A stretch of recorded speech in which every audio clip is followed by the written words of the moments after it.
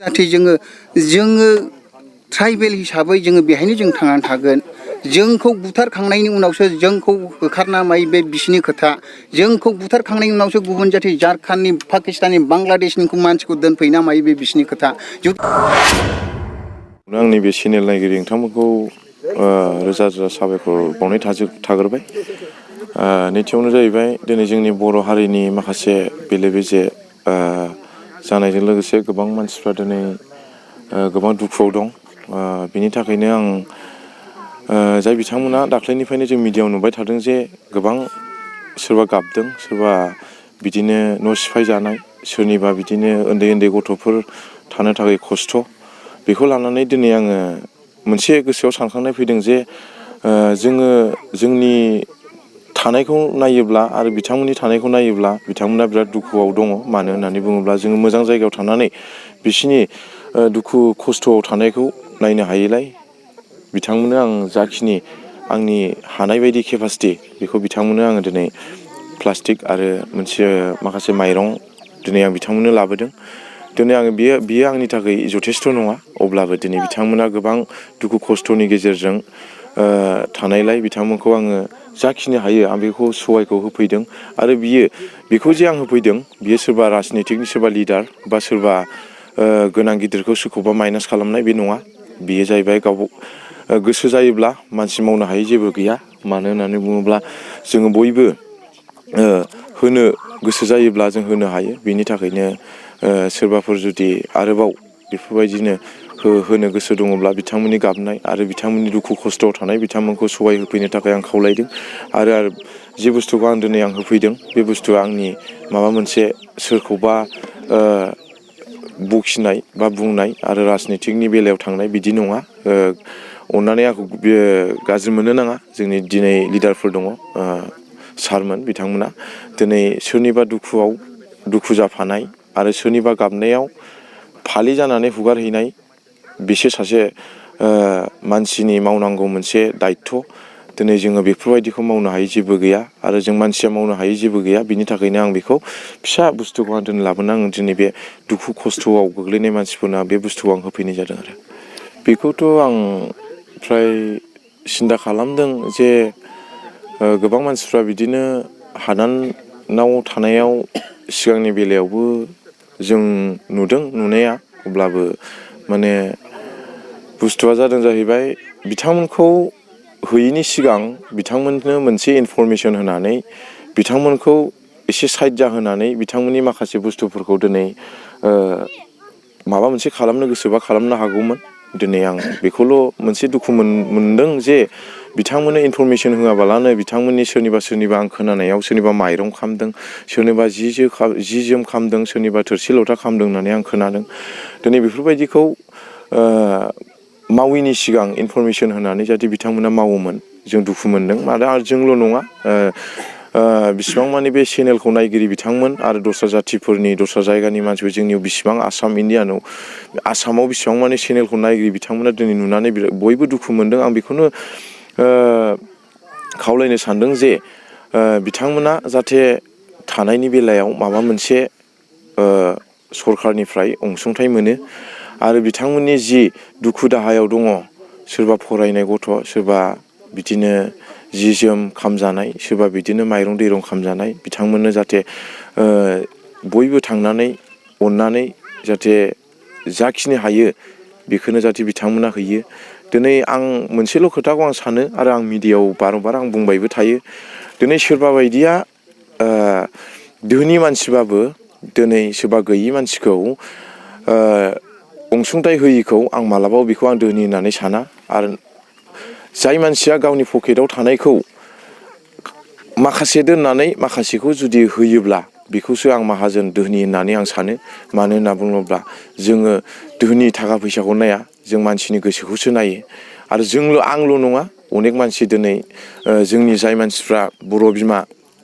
बा जोंनि जाथिनि हारिनि बर' हारिनि मानसिफ्रा गासैबो बिदिनो जोब। आरो जाय मानसिफ्रा धोनिल' खिन्थु गोसोआ गुसेब, खिन्थु गोरिब खिन्थु बिनि गोसोआ गुवार। बेखौनो बुंनो खावलायनो सानोदि बिथांमोनाबो जाहाथे दिनै आं जेरै होफैदों बेफोरबायदि जाहाथे बिथांमोनाबो अननानै एसे जा हायो बेखौ होयो आरो आं होनायखौ आं दुग्गानाय गोसो आं खालामनानै लाया मानो होननानै बुङोब्ला आं बेयावल' होआखै आं सारिय'फाले जोंनि बिटिसिआव जेरावखिया प्रब्लेमाव दुखुआव गोलैया मानो आं बेयावनो बिथांमोनजों थाङो जगाजग लाहैयो आंनि मोनसेल' थांखिया बेनो जे आं रायजो राजाजों अरायसम थागोन आरो रायजो राजाजों आङो सोरनिबा गाबनायाव आङो फालि जानानै आं मेगननि मोदैखौ आं फुगारना हैगोन बेनो आंनि मोनसे थांखि होननानै आङो अरायसम आं नाजालांबाय थागोन आरो आं आवगायलांबाय थागोन आरो दिनै सेथियावनो हामबाय होनदों दिनै फंबाय आंनि फिसालाफोर जानाय बायदि जोंखौ बेबायदि दुखुआव गोग्लैना थानायखौ दिनै बिथांमोना दुखु मोननानै एबा सानखांनानै जोंखौ नायगिदिंनो फैदों बेवहाय बिथांमोनखौ इनायनो हामबाय होनदों आरो आंनि गोसो गोरबो सिंनिफ्राय बिथांमोनखौ आङो हामबाय बावनायजों लोगोसे आरोबाव आं बेखौनो बुंनो हास्थायदों दि दिनै जाय बेक्तिया जोंखौ अनखांनानै आरो बेबायदिनो गोबां निउसफोराव नुनानै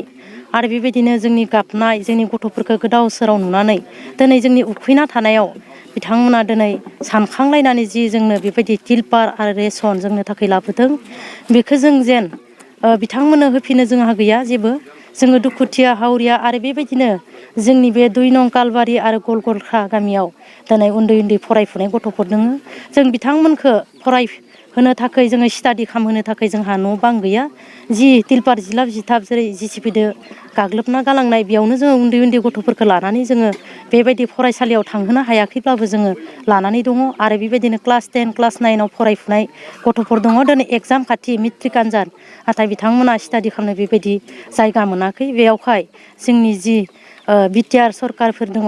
बिथांमोना जे अनखांनानै जोंनो जि नांगौफोरखौ बिथांमोना अनखांनानै होफैयो बेयावहाय आं अननानै खावलायदों बिथांमोनखौ गुरैहै आंनि बुंनांगौ आङो सिगाङावनो गिबियावनो बे चेनेलनि नायगिरि बिथांमोननिसिम आखाइ खजबनानै आङो खावलायो आरो आंनि गोसो आंनि हादानि जानानै आं गासैबोनिसिमावबो आंनि अननाय सिबिनायखौ आं सिगाङाव जासिग्रोयो आरो आङो सानाखैदि